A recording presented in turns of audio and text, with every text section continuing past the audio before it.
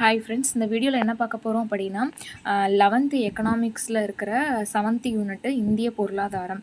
இதில் வந்து ஃபஸ்ட்டு வந்து கூகுள் சிஓட சுந்தர் பிச்சை வந்து என்ன சொல்லியிருப்பார் அப்படின்னா, இலக்கமுறை பொருளாதாரத்தில் இந்தியா ஒரு உலகளாவிய போட்டியாளர் அப்படின்னு வந்து சொல்லியிருப்பாங்க. ஸோ நம்மளோட வளர்ச்சி மற்றும் முன்னேற்றம் வந்து எதை பேஸ் பண்ணி வந்து மெஷர் பண்ணுறாங்க அப்படின்னா ஜிடிபியை பேஸ் பண்ணி தான். ஜிடிபிங்கிறது வந்து என்னென்னா மொத்த உள்நாட்டு உற்பத்தி, அதுதான் வந்து ஜிடிபி.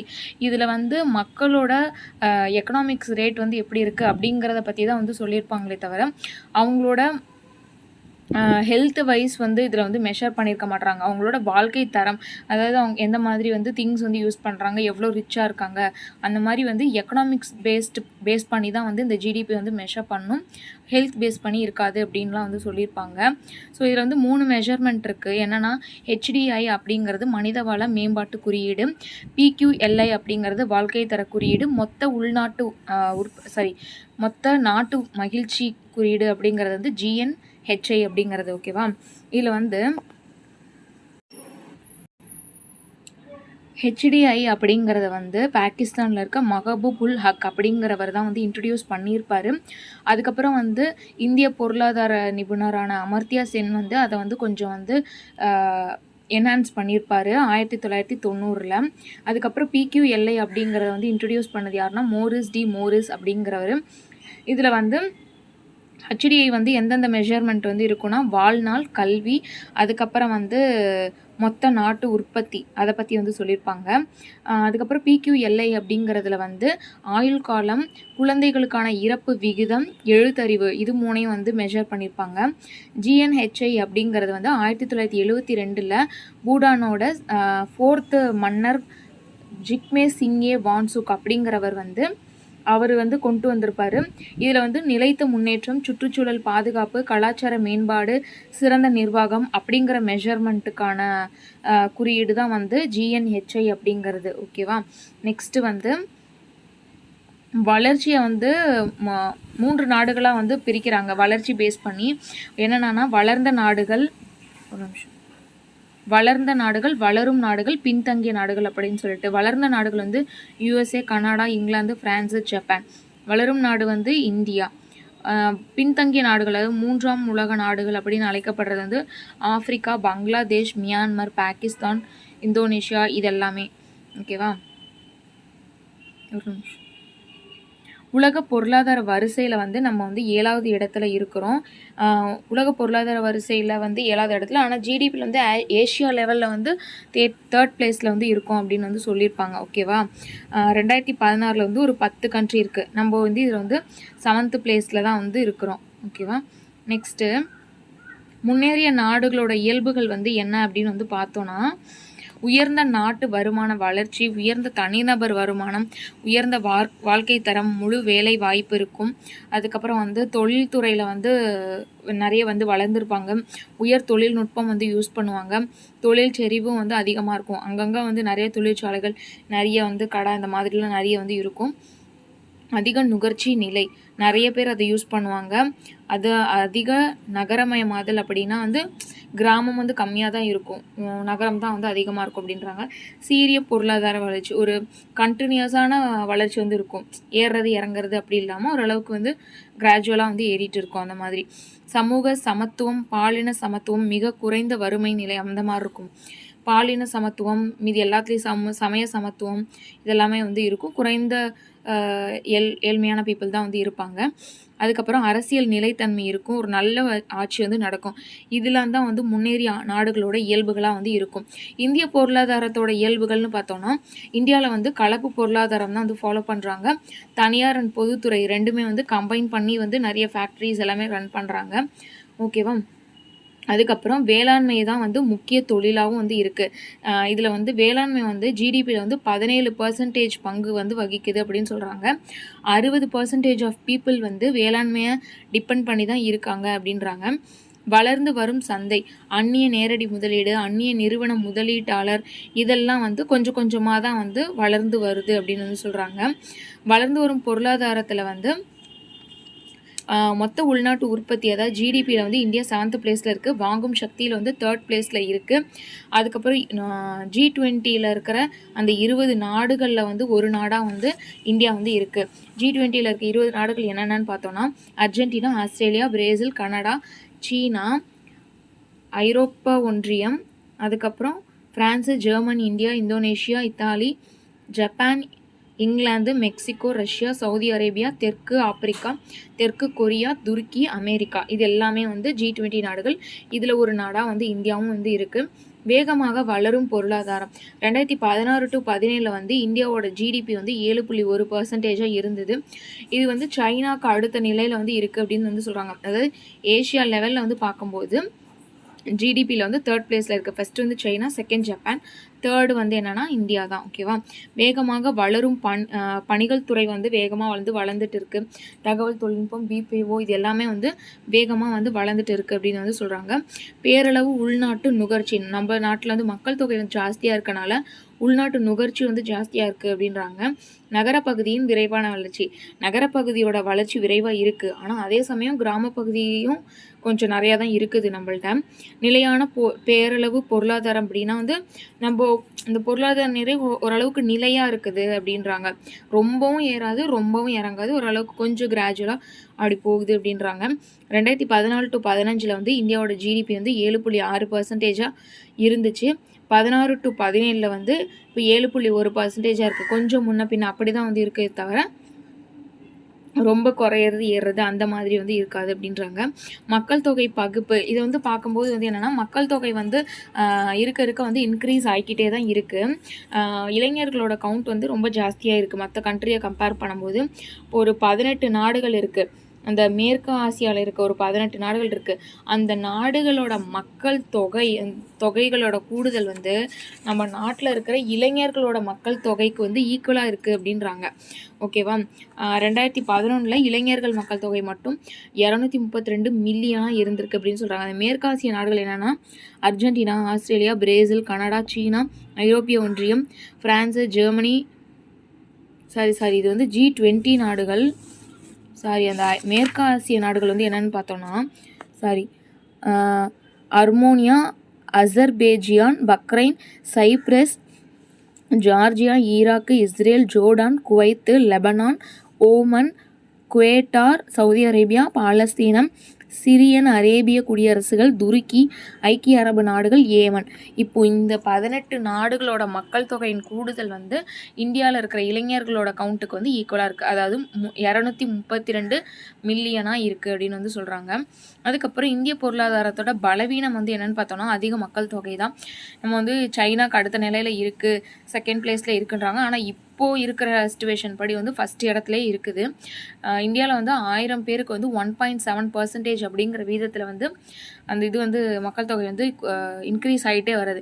மக்கள் தொகை வளர்ச்சி விகிதம் வந்து 1.7%. ஓகேவா.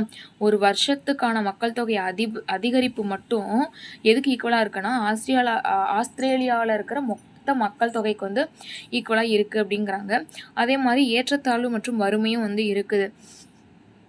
ஒரு சைடு வந்து ஒரு 10% ஆஃப் பீப்புள் வந்து ரொம்ப ரிச்சாக இருக்காங்க, அதிகமாக வந்து வளர்ந்துட்டே போகிறாங்க. ஒரு 90% ஆஃப் பீப்புள் வந்து புவராக இருக்காங்க, அவங்களோட வாழ்க்கை தரம் வந்து ரொம்ப வந்து அதிகமாக வளரல. ஸோ அதனால் வந்து ரொம்ப வந்து ஏற்றத்தாழ்வோட தான் இருக்குது அப்படின்றாங்க. அத்தியாவசிய பண்டங்களின் விலை உயர்வு. ஸோ அந்த மாதிரி வந்து ரிச்சும் நிறையா இருக்காங்க, புவரும் நிறையா இருக்காங்க. அப்படிங்கும்போது அத்தியாவசிய பண்டங்களோட விலை வந்து உயரும் போது 90% ஆஃப் பீப்புள் வந்து பாதிக்கப்படுறாங்க அப்படின்றாங்க. அதுக்கப்புறம் உள்நாட்டு கட்டமைப்பு பலவீனம். அந்த உள்நாட்டு கட்டமைப்பு வசதியெல்லாம் வந்து போதுமான அளவில் வந்து இல்லை அப்படின்னு வந்து சொல்கிறாங்க. மின் ஆற்றல் வசதி, இந்த போக்குவரத்து, பண்டங்கள் பாதுகாப்பு பெட்டகம் இதெல்லாம் வந்து போதிய வசதி இல்லை. வேலைவாய்ப்பு உருவாக்க திறனற்ற நிலை. இளைஞர்கள் வந்து ஜாஸ்தியாக இருக்கனால வேலைவாய்ப்பு வந்து அந்த அளவுக்கு வந்து கொடுக்க முடியலை அப்படின்றாங்க. பழமையான தொழில்நுட்பம். இப்போ வேளாண்மையில் இருக்கிற எல்லாரும் நிறைய பேர் வந்து கொஞ்சம் வந்து புவர் பீப்புளாக தான் இருக்காங்க. ஸோ ஒரு புதிய தொழில்நுட்பம், புதிய வந்து டெக்னாலஜி வந்து யூஸ் பண்ணுற அளவுக்கு அவங்களால வந்து ஸ்பெண்ட் பண்ண முடியாது. ஸோ பழமையான தொழில்நுட்பம் தான் யூஸ் பண்ணுறாங்க. ஸோ அதனால் வந்து நிறைய வந்து உற்பத்தி வந்து பண்ண முடியலை அப்படின்றாங்க. இந்தியாவில் மக்கள் தொகை போக்குகள். மக்கள் தொகை அளவு மற்றும் வளர்ச்சி விகிதம் வந்து எப்படி இருக்குன்னு பார்க்கலாம். 2011 வந்து மக்கள் தொகை வந்து 121 கோடியாக இருந்தது. 100 வருஷத்தில் வந்து 4 மடங்கு வந்து இன்க்ரீஸ் ஆகுது. வளர்ச்சி விகிதம் வந்து 1.66, அதாவது 1.7% சொன்னால அதான். உலகின் மொத்த புவிப்பரப்பில் வந்து பரப்பளவு வந்து 2.4%, வருவாயில் 1.2%, மக்கள் தொகையில் மக்கள் தொகையில் 17.5% வந்து இந்தியாவில் வந்து இருக்குது அப்படின்றாங்க. 6இல் ஒருவர் வந்து இந்தியாவில் இருக்காங்க உலக லெவலில். ஓகேவா. மகாராஷ்டிரா மற்றும் உத்தரப்பிரதேசத்தோட மக்கள் தொகையை மட்டும் வந்து கூட்டினோன்னா வந்து இந்தியா வந்து 3rd பிளேஸ்லேயே இருக்கும் அப்படின்னு வந்து சொல்கிறாங்க. ஆக்சுவலாக வந்து 3rd பிளேஸில் இருக்கிறது வந்து அமெரிக்கா. ஆனால் அமெரிக்காவோட மக்கள் தொகையை விடவே மகாராஷ்டிரா அப்புறம் உத்தரப்பிரதேசோட அந்த 2 ஸ்டேட்டோட மக்கள் தொகை மட்டுமே வந்து அமெரிக்காவை விட கம்மியாக தான் இருக்குது, அமெரிக்காவை விட அதிகமாக இருக்குது அப்படின்றாங்க. ஓகேவா. நெக்ஸ்ட்டு வந்து 2011 to 2021 வந்து காலரா, பிளேக்கு, இன்ஃப்ளூயன்ஸா காய்ச்சல் அந்த மாதிரிலாம் வந்தது. ஸோ அந்த டைமில் வந்து நிறைய மக்கள் வந்து இறந்து போனாங்க. அதனால் 1921 வந்து பெரும் பிரிவினை ஆண்டு அப்படின்வாங்க. 1951 வந்து சிறு பிளவு ஆண்டு அப்படிம்பாங்க. 1961ங்கிறது மக்கள் தொகை வெடிப்பு ஆண்டு. 2011 வந்து மக்கள் தொகை மாறுநிலை ஆண்டு அப்படின்வாங்க. ஸோ இந்த மெஷர்மெண்ட்லாம் ரொம்ப வந்து டீப்பாக வந்து பார்க்கணுன்னு தேவையில்ல, லைட்டாக வந்து பார்த்துக்கோங்க. ஓகேவா. பிறப்பு விகிதம் மற்றும் இறப்பு விகிதம் இதை வந்து பார்க்கும்போது பிறப்பு விகிதம் வந்து உத்தரப்பிரதேசத்தில் வந்து இருக்கிறதுலே வந்து ஜாஸ்தியாக இருக்கும். எவ்வளோ இருக்கும்னா வந்து உத்தரப்பிரதேசத்தில் 29.5% இருக்கும். இருக்கிறதுலே வந்து குறைவாக கேரளாவில் வந்து பிறப்பு விகிதம் வந்து குறைவான பிறப்பு விகிதம் 14.7%. இந்தியாவை பொறுத்த வரைக்கும் 2011 பிறப்பு விகிதம் அப்படின்னு பார்த்தோன்னாக்கா வந்து 21.8%. இறப்பு விகிதம்னு பார்த்தோன்னா 7.11%. ஓகேவா. இறப்பு விகிதம் வந்து எந்த ஸ்டேட்டில் வந்து அதிகமாக இருக்குன்னா ஒடிசாவில் 9.2%, குறைவாக இருக்கிறது வெஸ்ட் பெங்காலில் 6.3%. அதிக மக்கள் தொகை உள்ள ஸ்டேட்ஸ் வந்து பீமாரு அப்படின்னு அழைக்கப்படுது. பீகார், மத்திய பிரதேசம், அதுக்கப்புறம் ராஜஸ்தான், உத்தரப்பிரதேசம், இதை தான் வந்து பீமாருன்னு சொல்கிறாங்க. அதிக மக்கள் தொகை அடர்த்தி வந்து எப்படி மெஷர் பண்ணுறாங்க அப்படின்னா மக்கள் தொகை அடர்த்தி = மொத்த மக்கள் தொகை / நிலப்பரப்பு, இப்படி தான் வந்து மெஷர் பண்ணுறாங்க. அதிக மக்கள் தொகை அடர்த்தி உள்ளது வந்து எதுனா பீகார், அதாவது வந்து 11,102 பேர் ஒரு சதுர கிலோமீட்டரில் வந்து இருக்காங்க அப்படின்னு சொல்கிறாங்க. குறைந்த மக்கள் தொகை அடர்த்தி வந்து அருணாச்சல பிரதேஷ், இங்கே வந்து ஒரு சதுர கிலோமீட்டருக்கு வந்து 17 பேர் வந்து இருக்காங்க. இந்தியாவோட மக்கள் தொகை அடர்த்தி வந்து 385. தமிழ்நாட்டோட மக்கள் தொகை அடர்த்தி வந்து பார்த்தோன்னா 555. பாலின விகிதம்னு பார்த்தோன்னா அதிக பாலின விகிதம் கேரளாவில் 1084, ஹரியானாவில் குறைந்த பாலின விகிதம் 877, இந்தியாவில் பாலின விகிதம் 940. ஓகேவா. எழுத்தறிவு விகிதம் அப்படின்னு பார்த்தோன்னா இந்தியாவோட எழுத்தறிவு விகிதம் வந்து 2011 வந்து எழுத்தறிவு விகிதம் இல்லை, இது வந்து பிறப்பின் வாழ்நாள் விகிதம். அதில் வந்து 36 வயசு. ஓகேவா. கேர்ள்ஸ் வந்து 63 வயசு, கேர்ள்ஸ் வந்து 64 வயசு வரைக்கும் வாழ்கிறாங்களாம். ஆண்கள் வந்து 62 வயசு வரைக்கும் வாழ்கிறாங்களாம். சராசரியாக 63 வயசு வரைக்கும் இந்தியாவில் வந்து வாழ்கிறாங்க அப்படின்றாங்க. எழுத்தறிவு விகிதம் அப்படின்னு வந்து பார்த்தோன்னாக்க இதெல்லாம் கூட தேவையில்ல. கேரளா எழுத்தறிவு விகிதத்தில் வந்து அதிகமாக இருக்குது, 92%. குறைவாக இருக்கிறது வந்து பீகார் 53%. தமிழ்நாட்டோட எழுத்தறிவு விகிதம் வந்து 74% இருக்குது. அதுக்கப்புறம் தமிழ்நாட்டோட எழுத்தறிவு விகிதம் ஆக்சுவலாக வந்து என்னென்னா 80.1%. ஓகேவா. 80.1%. இது வந்து என்னென்னா இந்தியாவோட எழுத்தறிவு விகிதம் வந்து 74.04%. அப்போ 74 மட்டும் நல்லா ஞாபகம் வச்சுக்கோங்க. 74னா இந்தியா, 80னா தமிழ்நாடு. நெக்ஸ்ட்டு இயற்கை வளம், புதுப்பிக்கத்தக்க வளம், புதுப்பிக்க இயலாத வளம் 2 இருக்குது. புதுப்பிக்கத்தக்க வளம் காற்று, காடு, கடல், வனவிலங்கு, நீர்மின் சக்தி, உயிரின தொகுதி, காற்றாலை மின் உற்பத்தி, இது எல்லாமே. அதுக்கப்புறம் வந்து புதுப்பிக்க இயலாத வளம் அப்படிங்கிறது வந்து படிம எரிபொருள், நிலக்கரி, பெட்ரோலியம், கனிமங்கள், இதெல்லாமே. ஓகேவா. இந்தியா வந்து பரப்பளவில் வந்து 32.8 லட்சம் சதுர கிலோமீட்டராக இருக்குது. 7வது இடம். நிலப்பரப்பில் வந்து 7th பிளேஸில் இருக்குது. நிலப்பரப்பு பர்சன்டேஜ் வந்து 2.4. நிலப்பரப்பில் வந்து 2.4%, வருவாயில் வந்து 1.2%, மக்கள் தொகை அதிகரிப்பில் வந்து வளர்ச்சி விகிதம் வந்து 1.7%, மக்கள் தொகையில் வந்து 17.5%. ஓகேவா. வனவளம் வந்து எப்படி இருக்குது அப்படின்னா 2007 படி காடுகள் வந்து 69.09 மில்லியன் ஹெக்டேராக இருந்தது. மொத்த நிலப்பரப்பில் வந்து வனப்பரப்பு மட்டும் 21.02% காடுகள் வந்து இருக்குன்றாங்க. அடர்ந்த காடு, ஓரளவு அடர்ந்த காடு, பரந்த காடு அப்படின்னு 3 வகையில் இருக்குது. அடர்ந்த காடு 8, ஓரளவு அடர்ந்த காடு 31, பரந்த வெளிக்காடு வந்து 28. ஓகேவா. முக்கியமான கனிம வளங்கள் அப்படின்னு வந்து பார்த்தோன்னா இரும்பு தாது. இதில் வந்து ஹேமடைட்டு தான் வந்து இருக்கிறதுலே வந்து ஜாஸ்தி இருக்குது அப்படின்றாங்க. ஹேமடைட் எவ்வளோ இருக்குன்னா இங்கே ஆக்சுவலாக வந்து 14,630 மில்லியன் டன்னு. ஓகேவா. 14,630 மில்லியன் டன்னு. மேக்னடைட் வந்து 10,619. ஹேமடைட் வந்து எங்கெங்கெல்லாம் இருக்குது அப்படின்னா சத்தீஸ்கர், ஜார்க்கண்ட், ஒடிசா, கோவா, கர்நாடகா அங்கெல்லாம் இருக்குது. மேக்னடைட் வந்து கர்நாடகா, கேரளா, தமிழ்நாடு, ஆந்திர பிரதேசம் இங்கெல்லாம் வந்து இருக்குது அப்படின்றாங்க. நெக்ஸ்ட்டு நிலக்கரி அண்ட் பழுப்பு நிலக்கரியில் வந்து இந்தியா வந்து 3rd பிளேஸில் இருக்குது. ஃபஸ்ட்டு வந்து சைனா இருக்குது, செகண்ட் வந்து யூஎஸ் வந்து இருக்குது. அதுக்கப்புறம் வந்து அதிகமாக வந்து இந்தியாவில் வந்து எங்கெங்கெல்லாம் வந்து நிலக்கரி வந்து பழுப்பு நிலக்கரிலாம் இருக்குன்னா வெஸ்ட் பெங்கால், பீகார், மத்திய பிரதேஷ், மகாராஷ்டிரா, ஒடிசா, ஆந்திர பிரதேஷ் இங்கெல்லாம் வந்து நிலக்கரி அதிகமாக இருக்குது. நிலக்கரி வயல் வந்து வெஸ்ட் பெங்கால்லையும் ஜார்க்கண்ட்லேயும் வந்து இருக்குது அப்படின்றாங்க. அலுமினிய தாது வந்து என்னென்னா பேக் சைட்டு. இது வந்து கிழக்கு கடற்கரை பகுதியில் கிடைக்குது. இன்னும் வந்து எக்ஸாக்டாக சொல்லணும்னா ஆந்திர பிரதேஷ் மற்றும் ஒடிசாவில் வந்து அதிகமாக கிடைக்குதுன்றாங்க. மைக்கா உற்பத்தியில் வந்து இந்தியா வந்து முதலிடத்தில் இருக்குது. ஓகேவா. 60% ஆஃப் வியாபாரம் வந்து மைக்காவை யூஸ் பண்ணி தான் வந்து இருக்குது. அறுதிர் கடத்திகள் மைக்காவை யூஸ் பண்ணி தான் வந்து செய்கிறாங்க. பெக்மடைட் மைக்கா வந்து அதிகமாக உள்ளது வந்து ஆந்திர பிரதேஷ், பீகார், ராஜஸ்தான், ஜார்க்கண்ட். ஓகேவா. அதுதான் ஏபிஆர்ஜே. ஆந்திர பிரதேஷ், பீகார், ராஜஸ்தான், ஜார்க்கண்ட். மின் உபயோகங்களை தடுப்பானாகவும் வந்து மைக்கா வந்து உபயோகப்படுத்தப்படுது அப்படின்னு சொல்கிறாங்க. சுத்திகரிக்கப்பட்ட எண்ணெய் வந்து எங்கே இருக்குன்னா அஸ்ஸாம், குஜராத்தில் வந்து சுத்திகரிக்கப்படாத எண்ணெய் வந்து இருக்குது. எண்ணெய் வயல் வந்து டிக்பாய், படார்பூர், நாகர்காட்டிகா, காசிம்பூர், அதுக்கப்புறம் பள்ளியரியா, ருத்ராப்பூர், சிவசாகர், மார்ன் அஸ்ஸாம், காம்பே வளைகுடா, அங்கலேஷ்வர் மற்றும் காலோல் குஜராத் இந்த இடத்துலலாம் வந்து எண்ணெய் வயல் வந்து இருக்குது அப்படின்றாங்க. தங்கம் வந்து நம்மள்ட்ட வந்து குறைந்த அளவு தான் வந்து இருப்பு இருக்குது. அது வந்து கிட்டத்தட்ட ஒரு 3 இடத்துல வந்து இருக்குது அப்படின்றாங்க. கோலாறு, ரெய்ச்சூர், ஹட்டி தங்க வயல், கர்நாடகா இந்த 2 பகுதியும் வந்து கர்நாடகாவில் இருக்குது. அதுக்கப்புறம் ஆந்திர பிரதேசத்தில் வந்து அனந்தபூர் பகுதியில் ராம்பூர்கிரி தங்க வயல் வந்து இருக்குது. வைரம் வந்து UNECE படி 4,582,000 கேரட் வைரம் வந்து நம்மள்ட்ட இருக்குது. எங்கெங்கெல்லாம் இருக்குது அதிகமாக அப்படின்னா மத்திய பிரதேஷ், பன்னா, ஆந்திர பிரதேஷ், கர்னூல், ரமல்லா கோட்டா, கிருஷ்ணா நதி படுகையில் வந்து இருக்குது. இம்பர்லி சுரங்கம், ராய்ப்பூர், ராஜ்பூர், சத்தீஸ்கர், பாஸ்டர் டிஸ்ட்ரிக்ட், ஒடிசா, நியூபடா, பார்கர், ஆந்திர பிரதேஷ், நாராயணபேட், மத்தூர், கிருஷ்ணா பகுதியில் இருக்குது. அதுக்கப்புறம் கர்நாடகாவில் ராய்ச்சூர், குல்பர்கா அந்த இடத்துலையும் வந்து இருக்குது.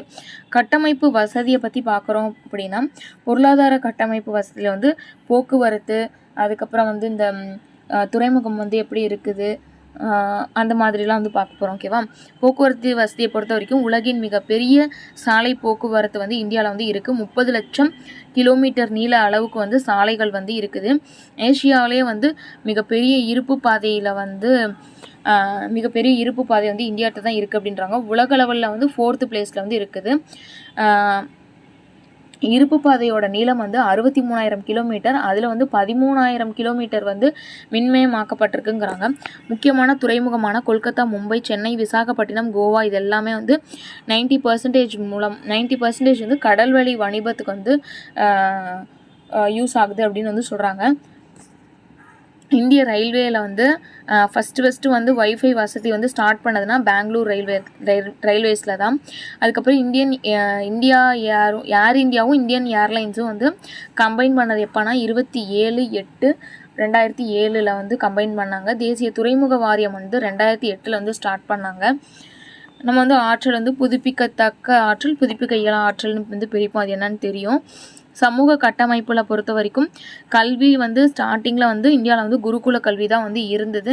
இப்போ மனிதவள மேம்பாட்டுத் துறையில் வந்து கல்விக்கு வந்து ஒரு முக்கியத்துவம் வந்து கொடுத்துருக்காங்க. 1977 வரைக்குமே வந்து கல்வி வந்து மாநில பட்டியலில் தான் இருந்தது. அதுக்கப்புறம் தான் வந்து மத்திய பட்டியலுக்கு வந்து மாற்றப்பட்டது. இந்தியாவில் வந்து ஒரு 6 நிலைகளில் வந்து கல்வி வந்து வழங்கப்படுதுன்னு சொல்கிறாங்க. ஓகேவா? இந்த 6 நிலை வந்து என்னென்ன அப்படின்னா குழந்தை கல்வி, தொடக்க கல்வி, இடைநிலை கல்வி, மேல்நிலை கல்வி, இளங்கலை பட்டம், முதுகலை பட்டம், இந்த மாதிரி ஒரு 6 நிலைகளை கொண்டுள்ளது அப்படின்றாங்க. இந்திய கல்வி நிறுவனம் வந்து 10வது +2. ஓகேவா? அதுக்கப்புறம் பல்கலைக்கழக மானியக்குழு எப்போ ஸ்டார்ட் பண்ணாங்கன்னா 1948 UGC அப்படின்னு சொல்லி அழைக்கப்படுற பல்கலைக்கழகத்தர அளவீடு வந்து அதுக்கப்புறம் தான் வந்து கொண்டு வந்தாங்க. 1948க்கு அப்புறம் தான். கல்விக்கு வந்து எவ்வளோ செலவு செய்கிறோம் அப்படின்னா ஜிடிபியில் 3% வந்து கல்விக்காக தான் செலவு செய்கிறோம். உடல் நலம் பொறுத்த வரைக்கும் மத்திய சுகாதார நலவாழ்வு கழகம் வந்து central council of health and welfare வந்து இருக்குது. ஸோ உடல் நலம் மத்திய சுகாதார மற்றும் நலவாழ்வு கழகம் இது வந்து என்னென்ன மாதிரியான வந்து மெடிசன் இல்லை வந்து தடுப்பூசி இதெல்லாம் எடுத்துக்கணும் அப்படின்னு சொல்லி சென்ட்ரல் லெவலில் வந்துட்டு சஜஸ்ட் பண்ணுறது வந்து இந்த நிறுவனம் தான். இந்திய பொருளாதாரத்தில் சிந்தனையாளர்கள் பங்களிப்பு என்னென்ன மாதிரியெல்லாம் வந்து பொருளாதாரம் பற்றி வந்து சொல்லியிருக்காங்க அப்படின்னு வந்து பார்க்கலாம். ஃபஸ்ட்டு வந்து திருவள்ளுவர் என்ன சொல்லியிருக்காருன்னு பார்க்கலாம். பொருளாதார கருத்து பற்றி நிறைய சொல்லியிருக்காரு. செல்வம், வேளாண்மை, வறுமை, சமுதாயத்தின் சாபம் இதை பற்றியெல்லாம் வந்து அவர் வந்து குறளில் வந்து அங்கங்கே சொல்லியிருப்பார். பொருட்பாலில் தான் நிறைய வந்து செல்வம், வேளாண்மை, மழையை பற்றிலாம் வந்து சொல்லியிருப்பார். உற்பத்தி காரணி பற்றி வந்து என்ன சொல்லியிருப்பாருன்னா நிலம், உழைப்பு, முதல், அமைப்பு, காலம், தொழில்நுட்பம் இதெல்லாம் தான் வந்து உற்பத்தி காரணின்னு சொல்லியிருப்பாங்க. பெருமவற்றுள் யாம் அறிவது இல்லை, அறிவறிந்த மக்கட்பேறு அல்லவிர அப்படின்னு வந்து சொல்லியிருப்பார். வேளாண்மைக்கு வந்து என்ன சொல்லியிருப்பாருன்னா உழுதுண்டு வாழ்வாரே வாழ்வார், மற்றெல்லாம் தொழுதுண்டு பின் செல்பவர். பொது நிதியில் வந்து வருவாய் வந்து ஃபஸ்ட்டு உருவாக்கணும், சேகரிக்கணும், நிர்வாகப்படுத்தணும், அதுக்கப்புறம் செலவு செய்யணும் அப்படின்னு சொல்லிடுவார். இதில் வந்து பொது செலவு வந்து எதுக்கெல்லாம் செலவு செய்யணும்னா பாதுகாப்பு, பொது பணி, சமூக பணி இதுக்காகலாம் செலவு பண்ணணும் அப்படின்னு வந்து சொல்லியிருப்பார். அதுக்கப்புறமா வந்து நாடென்ப நாடா வளர்த்த நாடு நாடல்ல நாட வளம் தரும் நாடு. அதாவது ஒரு நாடுங்கிறது நம்மளுக்கு வளம் தரக்கூடியதாக இருக்கணும்.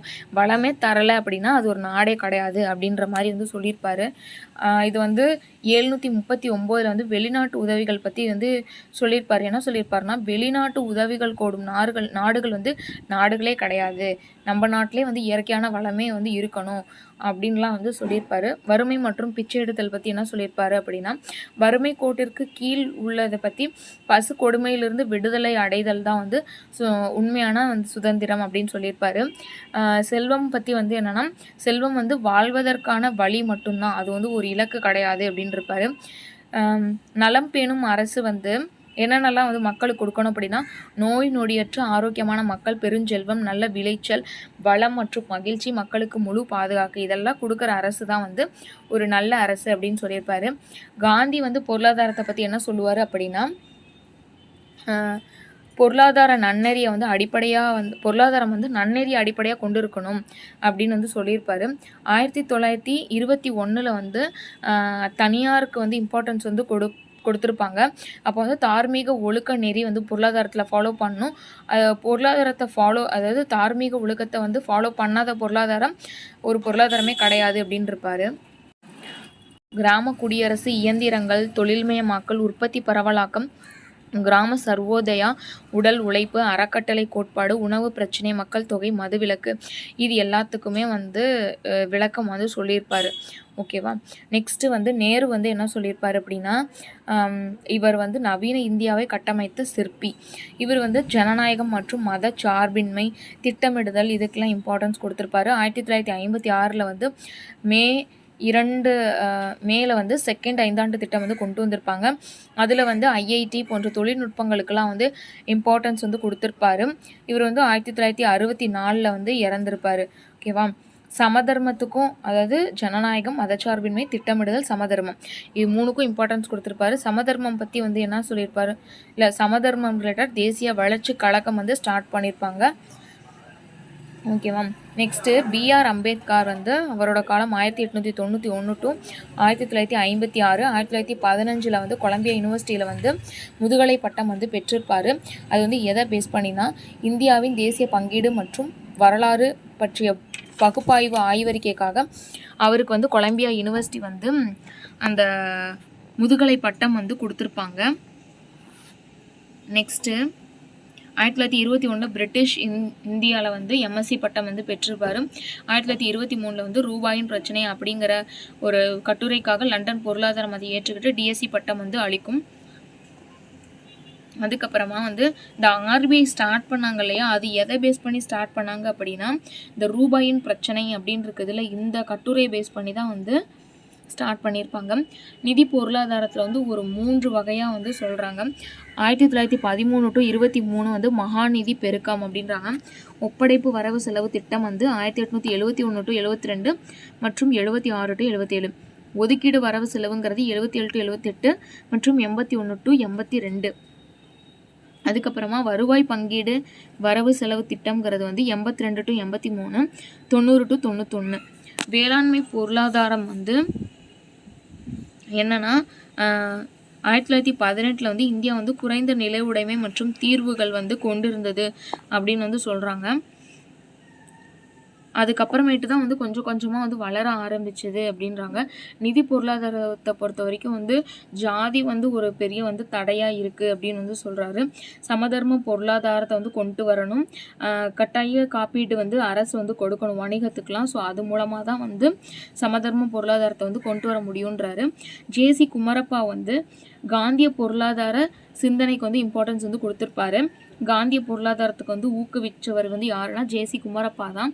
இவர் வந்து ஜோசப் செல்லத்துறை குமரப்பா அப்படின்னு சொல்லுவாங்க. தமிழ்நாட்டில் தஞ்சையில் 1892 ஜனவரி 4 வந்து பிறந்திருப்பார். அவர் வந்து சத்தியாகிரகத்தப்போ வந்து யங் இந்தியா அப்படிங்கிற பத்திரிகையில் வந்து பணியாற்றியிருப்பார். அதுக்கப்புறம் வந்து அகமதாபாத்தில் வந்து குஜராத்தில் வித்யாபீடத்தில் வந்து பொருளாதார பேராசிரியராக வந்து பணி வகிச்சிருப்பார். 1935 வந்து அனைத்து இந்திய கிராம தொழில் கழகத்தை வந்து தோற்றுவிப்பார். 1945 வந்து நிலைத்த பொருளாதாரம் மற்றும் இயேசுவின் வழிமுறைகள் அப்படின்னு ஒரு புக் எழுதியிருப்பார். கிறித்தவம் அதன் பொருளாதாரமும் வாழ்க்கை முறையும் அப்படின்னு ஒரு புக்கும் வந்து எழுதியிருப்பார். ரெண்டுமே 1945 வந்து எழுதியிருப்பார். இவரை வந்து பச்சை காந்தி அப்படின்னு சொல்லிட்டு ராமச்சந்திர குஹா வந்து சொல்லுவார். இவர் வந்து சீனா, கிழக்கு ஐரோப்பா, ஜப்பான் இந்த நாடுகளுக்கெல்லாம் வந்து பயணம் மேற்கொண்டிருப்பார்.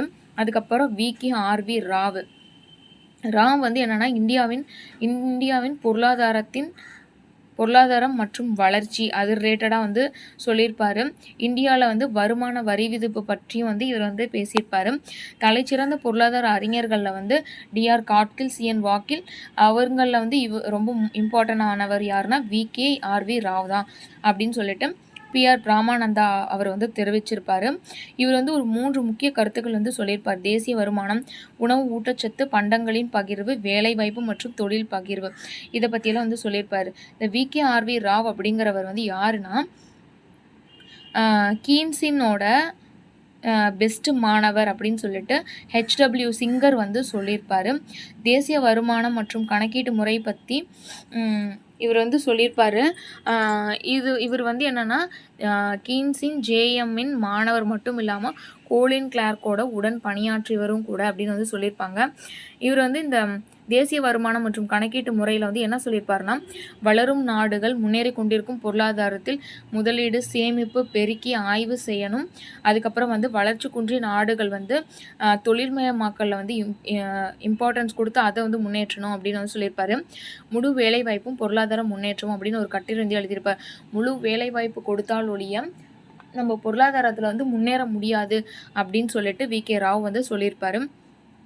அதுக்கப்புறம் பன்னாட்டு உணவு உதவி, சமதர்ம ஆதரவு, தொழில்மயமாக்கல்.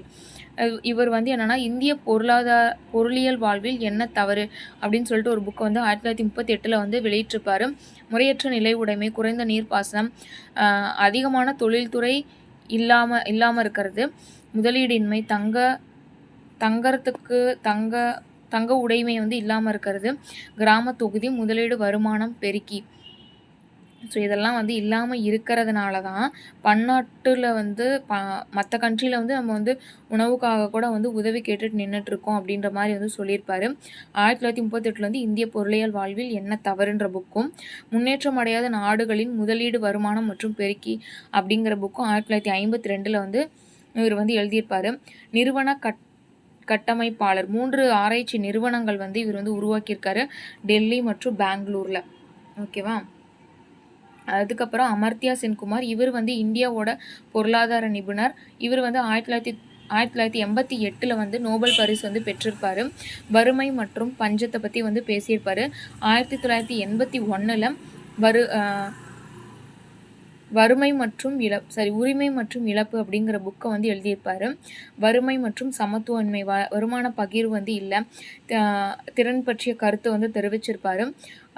உரிமைகள் வந்து நம்மளுக்கு வந்து உணவு, மருத்துவம், வேலை, உடல் நலம் இது எல்லாத்துலேயும் வந்து ஈக்குவல் ரைட்ஸ் வந்து இருக்கணும் அப்படின்னு வந்து சொல்லியிருப்பாரு. தொழில்நுட்ப தெரிவு அப்படிங்கிற புக்கை வந்து எழுதியிருப்பாரு. அதில் வந்து வறுமை மற்றும் பஞ்சத்தை பற்றியெல்லாம் வந்து நிறைய வந்து சொல்லியிருப்பாரு. ஓகேவா? நெக்ஸ்ட்டு வள்ளுவர் வந்து ஒரு நாடு வந்து அதோட செலவுகளை வந்து கட்டுக்குள்ளே வச்சுருக்கணும், கட்டுக்குள்ளே இல்லாமல் இருந்ததுன்னா பாதகம்தான் வந்து விளைவிக்கும் அப்படின்னு சொல்லிட்டு வள்ளுவர் வந்து சொல்லியிருப்பாரு. இயந்திரங்கள் மிகப்பெரிய பாவம், தொழில்மயம் மனித இனத்தின் சாபக்கேடு, உண்மையான இந்தியா வந்து நகரத்தில் இல்லை, கிராமத்தில் தான் இருக்குது. இந்தியா வந்து குடிர்காரர்களின் நாடாக இருப்பதை விட ஏழைகளின் நாடாக இருப்பது மேல். இந்த பாயிண்ட்ஸ் எல்லாம் யார் சொல்லியிருப்பார் அப்படின்னா காந்தியடிகள். அதுக்கப்புறம் டாக்டர் BR அம்பேத்கர் வந்து இந்திய பொருளாதாரம் ப்ராப்ளம் பேஸ் பண்ணி வந்து ரூபாயின் சிக்கல் அப்படின்னு சொல்லிட்டு ஒரு புக் எழுதியிருப்பாரு. இதை பேஸ் பண்ணி தான் வந்து RBI வந்து ஸ்டார்ட் பண்ணியிருப்பாங்க. ஓகேவா? நெக்ஸ்ட்டு திட்டமிடுதலின் சாரம் என்பது மனித சக்தி, வளம், பணம் இவற்றை சிறந்த முறையில் செலவிடுதல் தான் அப்படின்னு சொல்லிட்டு நேரு வந்து சொல்லியிருப்பாரு. இவ்வளோதான் 7th ஸ்டாண்டர்டில் இருக்க கண்டென்ட். ஓகேவா? தேங்க்யூ.